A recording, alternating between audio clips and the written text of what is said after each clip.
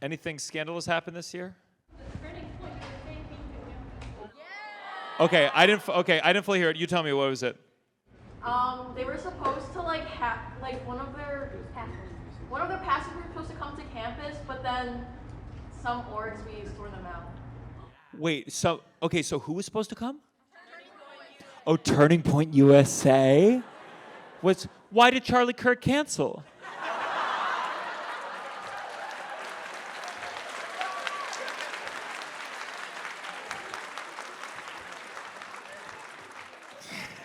Oh boy.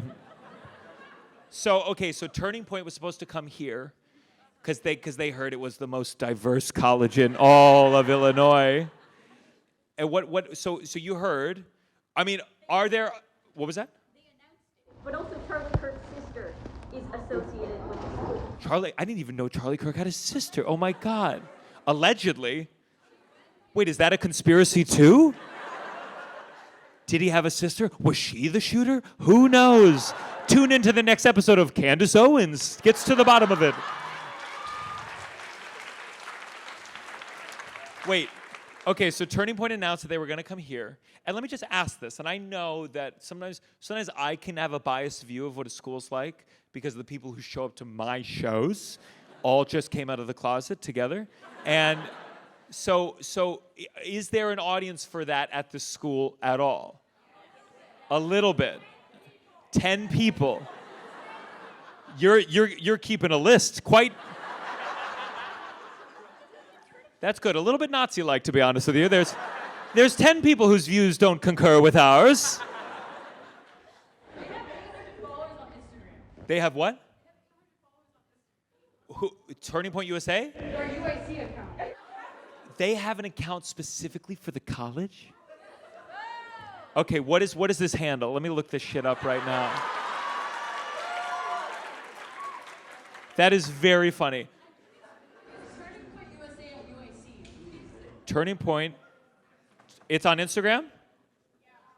Okay, forgive me, guys. Turning Point. TP USA UIC. Okay, you're already following them. We got one of them over here, guys. Make sure she's on the list. What is it? TP? TP USA UIC. TP USA UIC. Okay. No one else look it up. I got it. Don't worry about it. Oh, come on. Fucking load. Are you fucking serious? Freedom never comes close. Okay.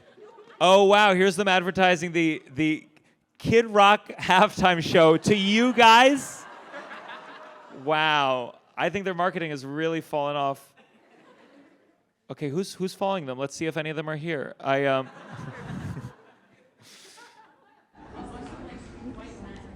Yeah, no, I figured it was white men. I'm not like shocked. Okay, we're really doing race analysis on everyone. One of them doesn't quite look white. Hopefully they're undercover, who knows? Oh my God, we're talking about a direct student. Now I'm nervous. Okay, here's one. Freedom never crumbles. Bring a friend and decorate a cookie. Oh my God. White chocolate chips only? What the fuck?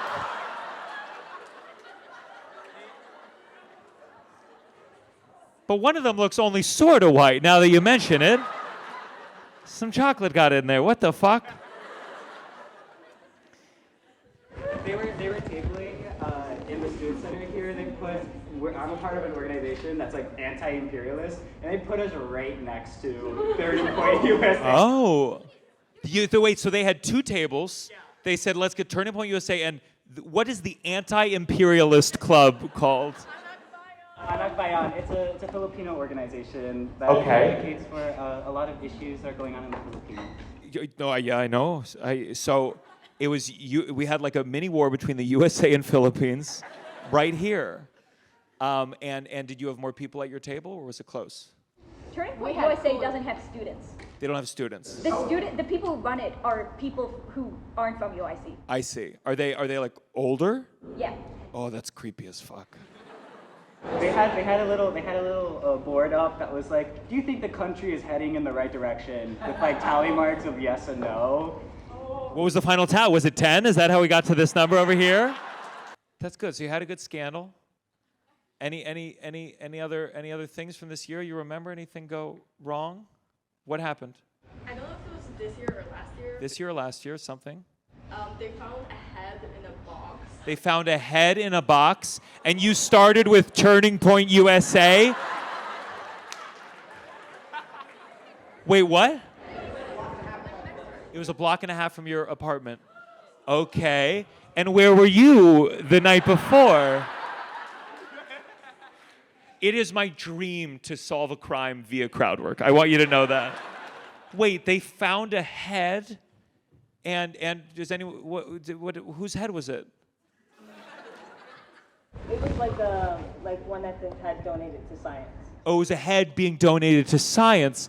Do we know anyone who's switching to biology per se? Wait, so it was a head that someone wanted. That's the problem. You give it to science, it goes to someone's basement for. Oh, now it sounds sexual. I don't like it at all. Did the head come from the campus here? Yeah, so somebody had borrowed it, like you can take it out. I don't.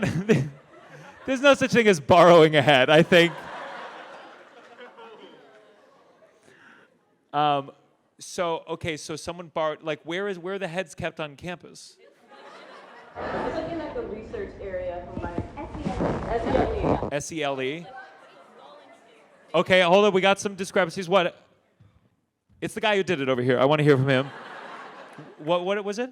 I just took my coding classes. You didn't know the heads were by your class the whole time? Yeah. Yeah, that's why teachers are having existential crises all the time. They're like, once they find out my entire profession is obsolete, they're going to cut my head off and give it to science. I'm watching you from the stars and the room that they keep the heads in. Okay, so did they get to the bottom, or I guess the head of it? Okay, what happened? Who knows? Yeah. You know a lot of this, by the way. But tell me. Yeah, so the student had borrowed it for research for like a project apparently, and they forgot to return it. It's like a library book. You forgot? You know that phrase, if your head wasn't attached to your body. Turns out it's true. My favorite part of these shows is watching the Center for Student Involvement on the side go, oh no. Oh God. Do you have divorced parents? What? Divorced parent? Couldn't hear me over the laughter. Do you have divorced parents? Yes. Yes, I could tell. A laugh like that comes from a pain. How old were you when your parents got divorced? 0. Okay, 0, like you're still inside? Not out of the womb. You're out of the womb. I was out of the womb. Out of the womb. How many months? I don't know. Yeah, I wasn't like basing it off your memory. I don't know. It was so traumatic I blacked out. You were 2 months, so you're fine. I don't remember anything else other than them getting divorced. I remember the moment. Stop. Listen, I don't want to invalidate your experience. But there's no way if I don't remember my circumcision, you certainly don't remember your parents getting divorced. I promise you, my split was far painfuler. Painfuler. You can see I went to college for musical theater. So, okay, so did you grow up going back and forth? Yeah. So what happened? Why so quick? Was it they were married? Oh, you had you tell me. Please.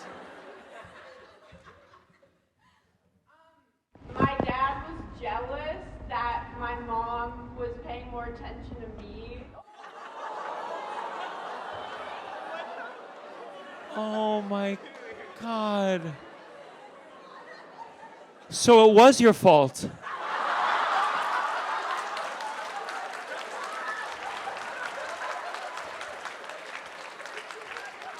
Wait, I'm sorry. That's so he was like I wanted the right titty. Like what was he She's got two. That's the whole reason.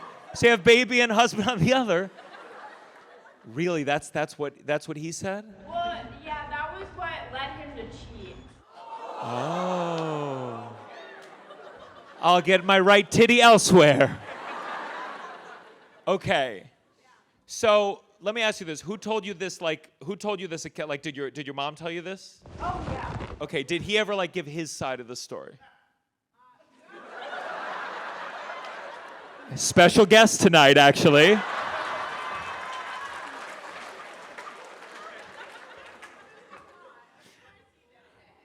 But you went back and forth. So you've never said what you ever challenged him or said what the fuck, Dad? When I left him forever a few years ago. Oh yeah, tell me about it. Let's get into it. Fuck yeah. That was the what the fuck, Dad. Yeah. Was it cathartic? Did it feel good? No. No. Oh God, you got to get a good line in there while you can. No, I know. Is he? Yeah. I did get to say the words manipulative, so that was something. Fuck yeah. And I know you.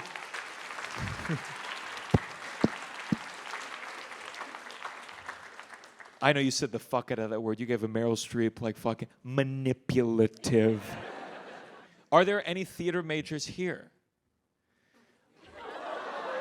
Wow. What are you? I switched within like 2 months. You switched within 2 months. Oh no. Honestly, that's probably why. What did you switch to? I had a couple ones. I went to anthropology, and then I went to statistics. Okay. Were you able to calculate how likely it was you would switch again? Not yet. So you started at you went to the opposite of theater. Theater to statistics. Was the theater program traumatic here? Or apparently you were the only one in the program and you said, oh my God, I'm 100% of the theater kids. The teacher said, you should get into statistics. What are you going to do with this statistics degree? Because I got to tell you, that's one of those jobs where I go, that's not going to last much longer. Yeah. I'm trying to, you agree? No, I saw you were like, no. What's your major? My stepdad's in comp sci, man. Oh, you're going to your stepdad now. I was talking to the person in front of you, not to be a dick. But it's okay. I kind of see where your dad was coming from. You like to steal attention. I'm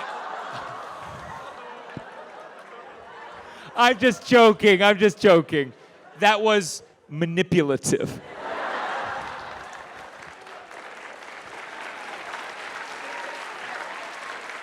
Well, we've reached pretty much the close.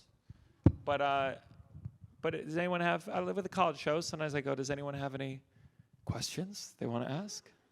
You have a story about like the worst a joke has gone over for a crowd? Worst a joke has gone over. Oh my God. Well, Yeah. No, it's great. No, honestly, what's weird is because of the algorithm, there really is like I imagine some of you came like knew who I was, and it's like more and more like that wherever I go. So people will go, like I was in Fayetteville, Arkansas, and people go, how are the audiences there? And I go, well, actually, it was amazing because it's like, it's my fans that come out, and there's so few spaces for like this kind of gathering that it's like, I think my shows are the closest thing to a gay club on a Tuesday night in Fayetteville, Arkansas. So it actually, things go over, honestly, the bigger problem is going like, am I still doing jokes that would entertain someone who disagrees with me? And that's the part that I think is trickier as a comedian. The thing that scares me more than something going bad right now is, honestly, I headlined a furry convention. And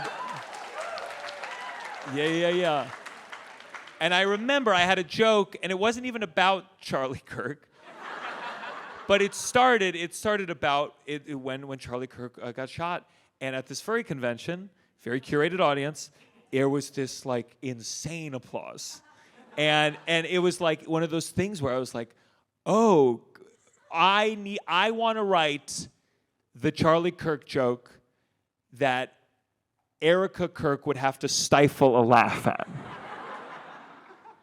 and then pretend to cry instead. So yeah, that's where I'm at right now. Any other questions? Chicago or New York? Well, it depends where I'm performing at the time. Right now, New York. What's your question? What made you start doing stand-up comedy? What made me start doing stand-up comedy? Well, like the people who switched majors today, it was failing at musical theater. It was failing, and then I wrote my own play where I talked to the audience as myself, and all the good feedback, I said, how would you think about this scene? They said, nah, but the stand-up part, we like that. And I just leaned in. And I think a lot of life, if there's any advice, and I'm hesitant always to give advice, it's just to always keep your ear to the ground of what's working and what's not, and don't be withheld by your own vision of what your life was going to be. Hopefully that's helpful. I don't normally say anything sincere, so I hope that was okay.